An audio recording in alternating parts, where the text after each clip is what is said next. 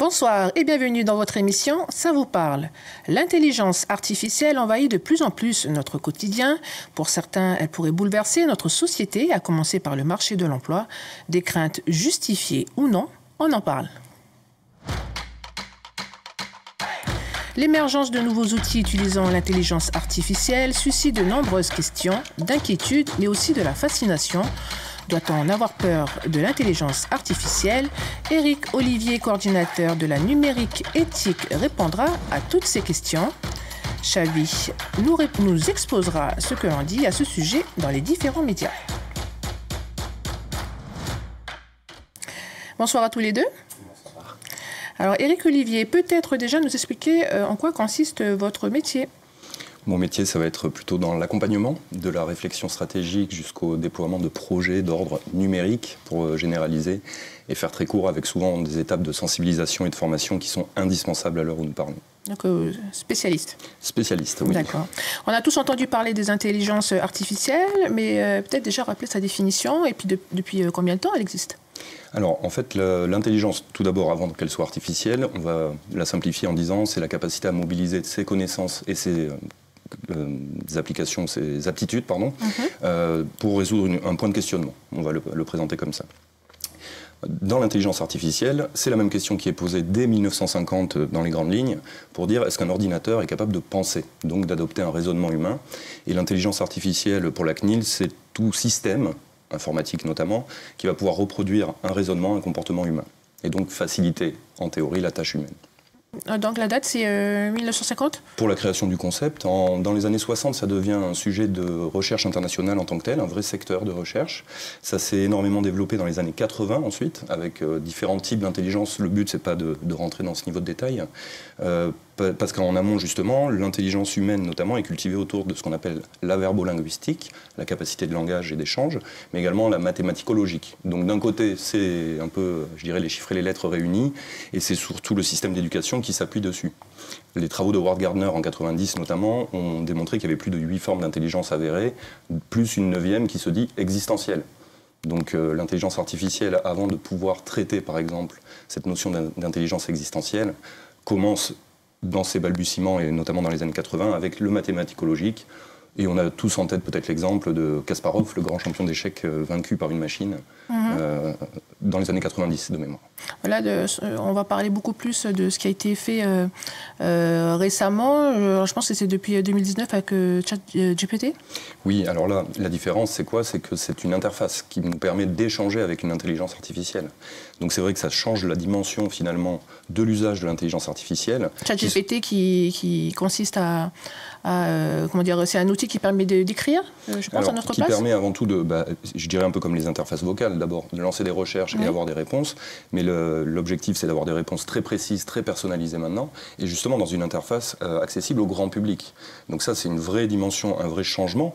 Encore une fois, c'est un petit peu comme entre être mécanicien et travailler sur la mécanique, comme notre travail sur l'intelligence artificielle, et être conducteur d'une voiture. On n'est pas du tout dans la même dimension, dans la même perception de l'outil, et encore une fois, on parle d'outils. Donc pour moi, ce qui en dépend plus et ce qui va faire l'avenir de l'intelligence artificielle, ici comme ailleurs, c'est les usages qu'on en fera. Et dans les secteurs d'application aussi, exemple, dans le médical, ça va être très intéressant d'avoir des détections de maladies très en amont. Par contre, se fier à 100% à une intelligence artificielle pour ce qui est du traitement, ça risque peut-être peut-être un peu plus risqué. Chavi, qu'est-ce qu'on en dit sur les différents médias ? Alors les avis, ils sont partagés ici.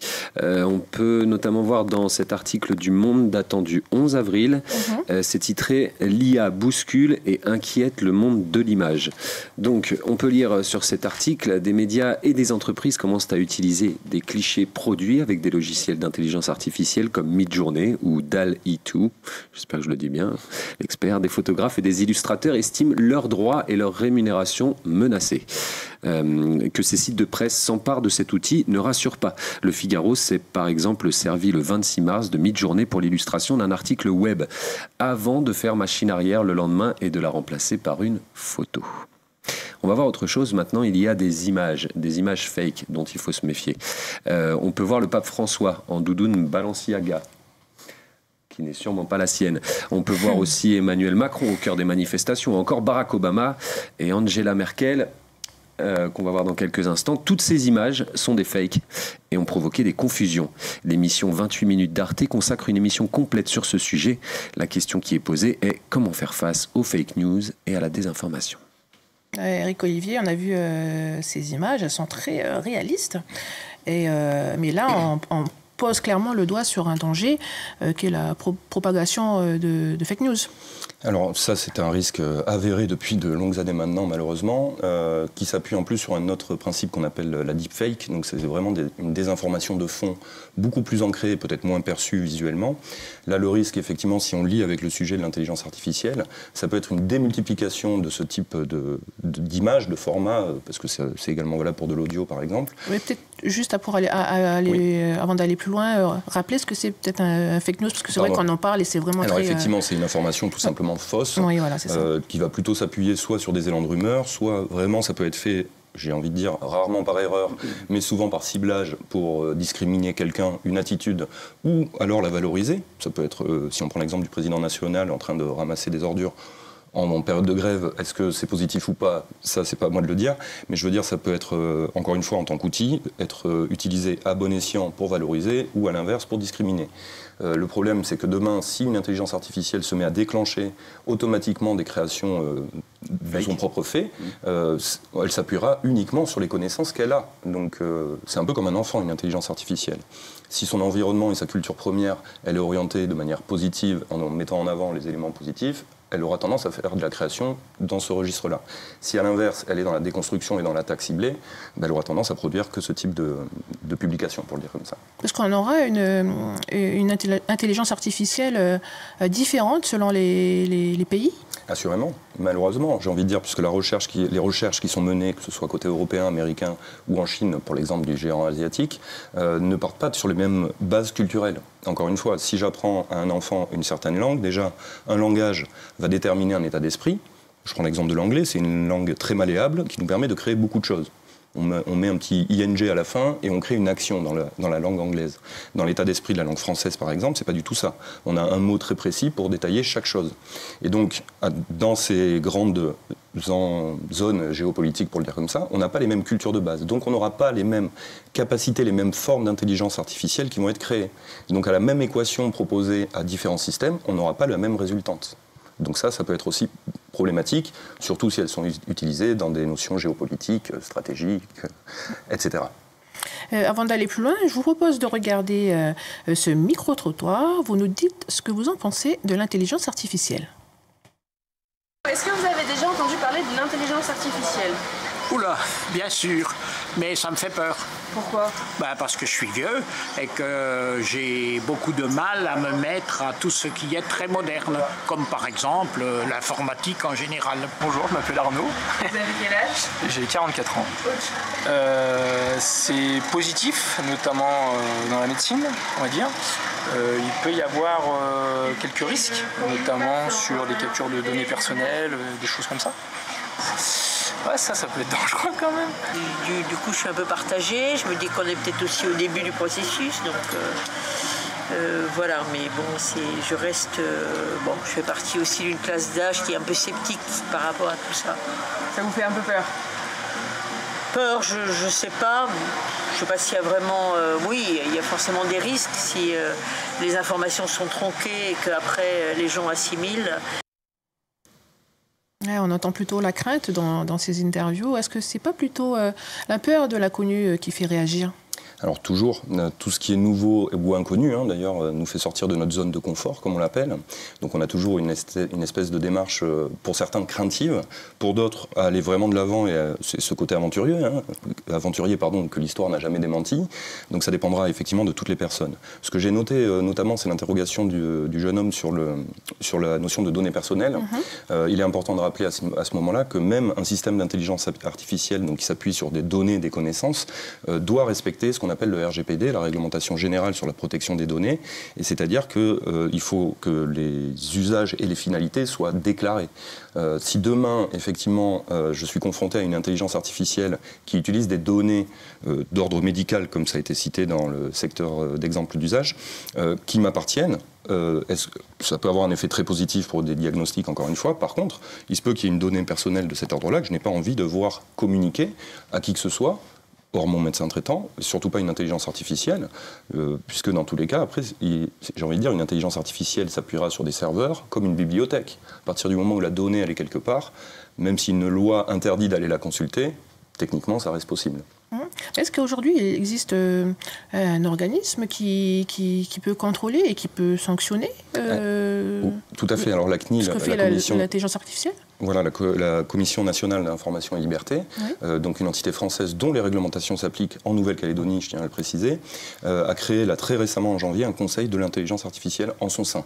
C'est-à-dire que c'est dès 2017, la CNIL avait souligné les enjeux de l'intelligence artificielle et la question, qui était présentée également dans le reportage, de comment garder la maîtrise finalement de ce développement-là.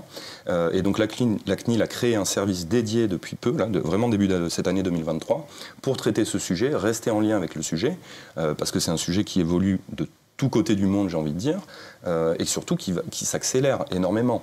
On est à l'heure, et en Calédonie aussi, je tiens à le dire, de ce qu'on appelle l'open data, donc la donnée partagée, pas forcément la donnée personnelle, mais les données historiques, qu'elles soient météorologiques ou autres, et surtout du big data. Donc ça veut dire un volume de données accessibles qui est de plus en plus important.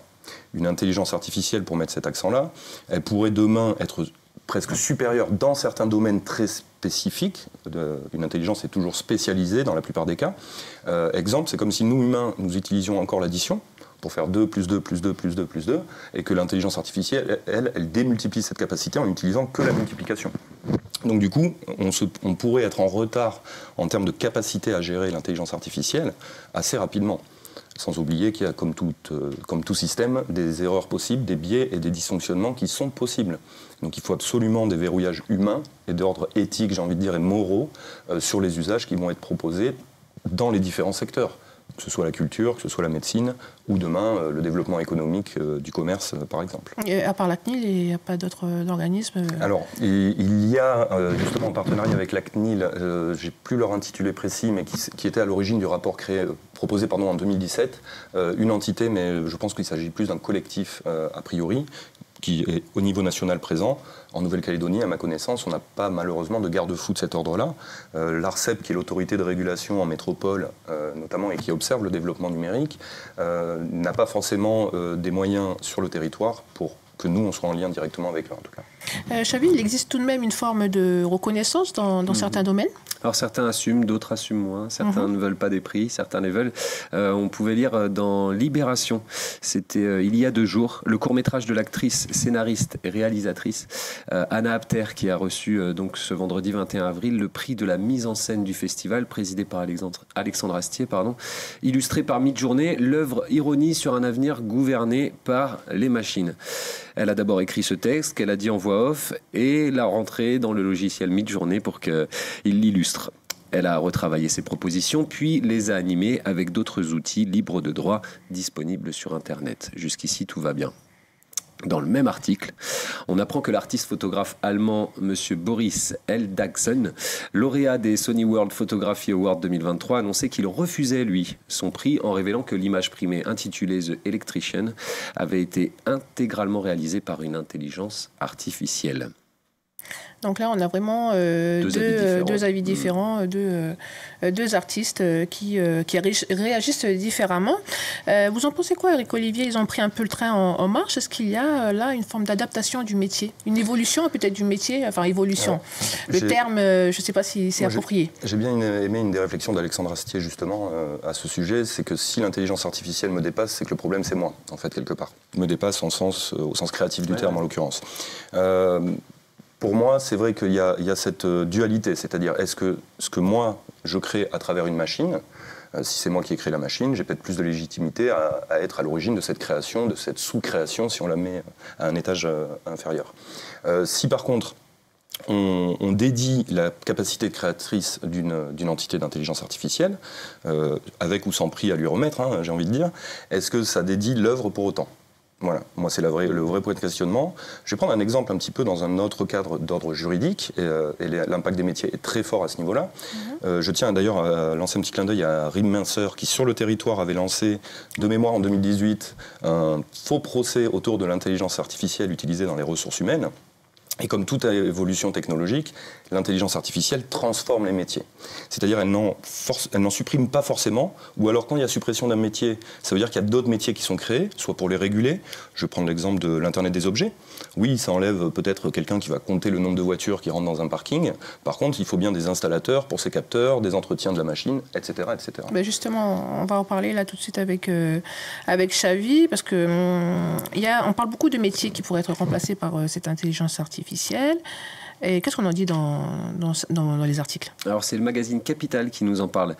Parmi les métiers qui pourraient être changés avec le développement de ces intelligences artificielles, il y a les interprètes, donc les mathématiciens évidemment, parce qu'on parlait tout à l'heure des mathématiques, la première intelligence artificielle, les comptables, les concepteurs de sites web, les ingénieurs de la blockchain, les chroniqueurs judiciaires, mais aussi les métiers de la finance, de l'éducation, ainsi que le journalisme. D'accord. Ça te fait trembler, hein. Oui.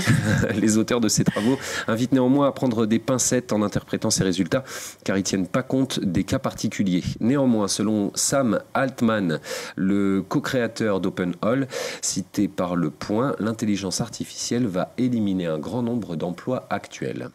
C'est OpenAI, d'accord? Ouais, pardon, j'ai mal dit. Par contre, dans un article du Monde du 2 avril, l'expert de la tech américaine George Naon estime dans une tribune du Monde que le succès du ChatGPT, notamment, créera plus d'emplois qu'il n'en détruira. Hein? À vérifier. C'est une prédiction. Mais d'ici à 2025, estime le Forum économique mondial, l'IA remplacera quelques 85 millions d'emplois, tandis que 97 millions de nouveaux emplois, selon eux, seraient créés sur la même période grâce à l'IA. On a une idée de ces nouveaux métiers? Alors, on peut citer le métier de psy-designer. Ça a l'air intéressant, un mélange de psychologue et de designer, celui qui conçoit la personnalité, comme vous le disiez tout à l'heure, de l'intelligence artificielle pour améliorer ses échanges avec les humains. Le métier tendance du moment, prompt engineer. En français, certains traduisent ce nom en dresseur d'intelligence artificielle. Voilà. Est-ce qu'on peut déjà savoir peut-être l'impact qu'aura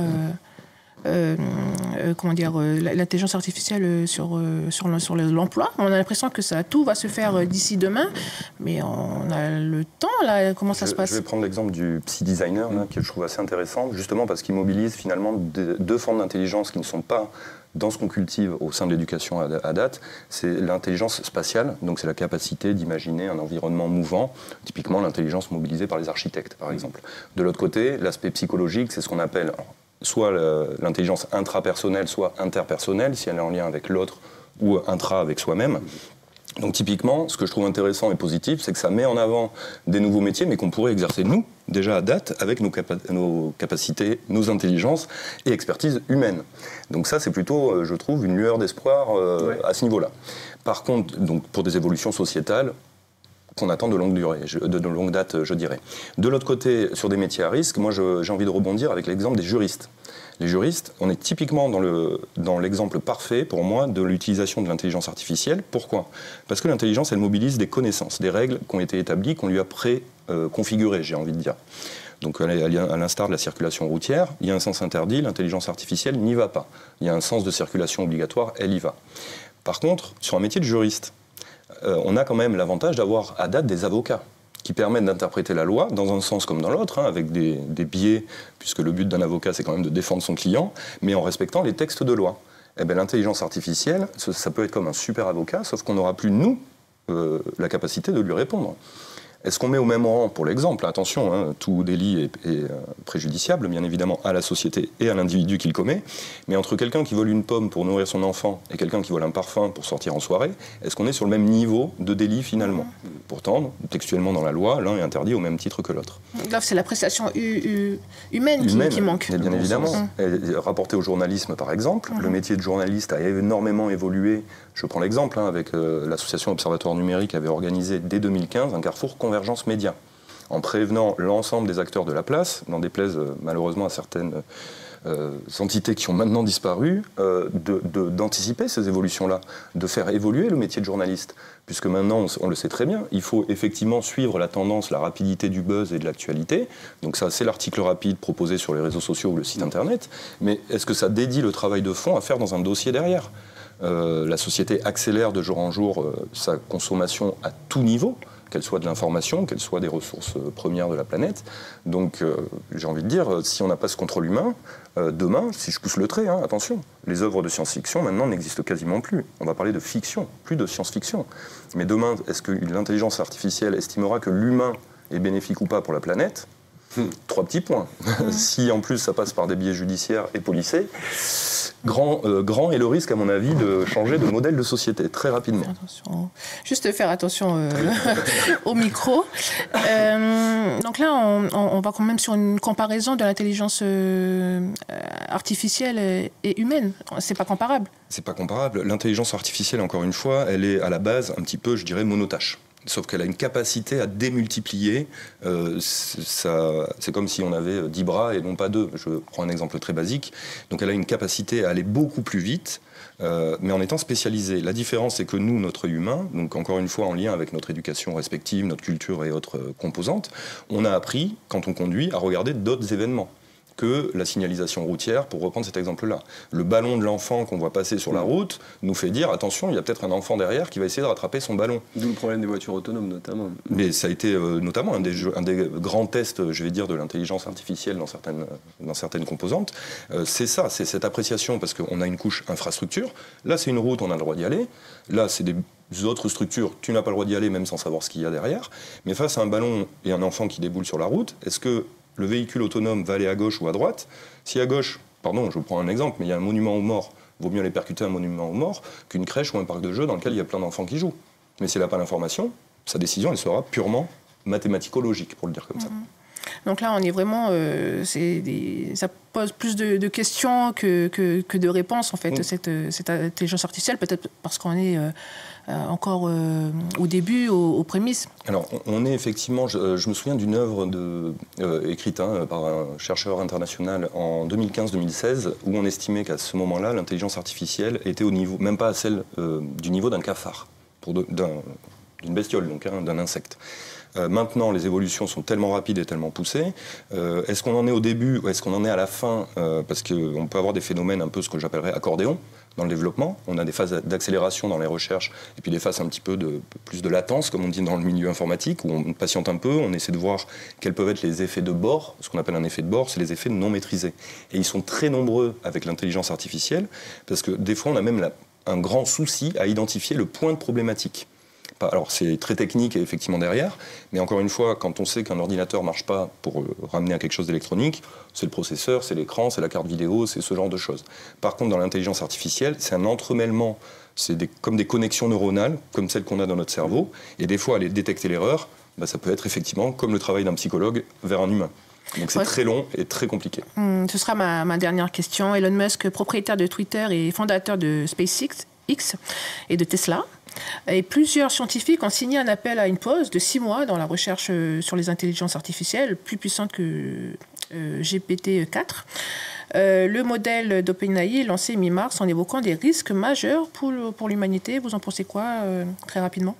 On en revient en termes de risques majeurs, vraiment. C'est une prise de conscience peut-être, ou qu'est-ce qui se passe? Alors, méfiance quand même, toujours avec ces effets, je dirais, un petit peu d'annonce parfois. Encore une fois, il y a toujours un bénéfice. Un intérêt personnel aussi peut-être? Il peut y avoir des intérêts personnels, je ne vais pas dire qu'il y en a, mais c'est possible. Parce que si c'est pour freiner la concurrence dans son développement et puis soi-même la continuer, ça peut être une stratégie, j'ai envie de dire. Par contre, l'idée est très bonne, mais elle devrait être même généralisée à toute évolution technologique. Encore une fois, on déverse dans les marchés grand public, donc vers les ménages, vers nous, vous comme moi, ou au niveau des professionnels, des évolutions technologiques qui ne sont pas forcément maîtrisées. Alors, il y a la maîtrise technique d'un côté, mais il y a la maîtrise des usages, encore une fois, qui vont avec. Lorsque, je reprends cet exemple facile, mais Mark Zuckerberg, lorsqu'il lance Facebook, à la base, c'est un yearbook. C'est comme un livre de promotion au sein de son université. Puis c'est l'université qui l'utilise, puis l'État, puis les États-Unis, puis le reste du monde. Avec 4 milliards d'usagers des réseaux sociaux, plus de 4 milliards d'usagers des réseaux sociaux à l'heure où on parle. Donc l'effet de bord par exemple du cyberharcèlement qui peut être rattaché aux réseaux sociaux, on en a plein du même type avec les intelligences artificielles. Donc grande vigilance, l'idée est bonne. Par contre, c'est à nouveau comme l'histoire de la donnée personnelle, on a une réglementation générale sur la protection des données. Certains la respectent, tant mieux, ça va dans le sens d'une société qui est en meilleure santé quelque part, mais d'autres ne se priveront pas de l'utiliser à leur avantage, assurément, puisque dans le numérique, et notamment dans le cyberespace et l'intelligence artificielle, pas d'amis, pas d'ennemis, que des partenaires aux intérêts changeants. Et ça, grande méfiance à avoir. Merci Éric Olivier, on arrive au terme de cette émission. Merci Éric Olivier d'avoir accepté notre invitation et avoir apporté toutes ces précieuses informations. Merci Chavi pour ta participation. Merci à vous de nous avoir suivis. Excellente soirée.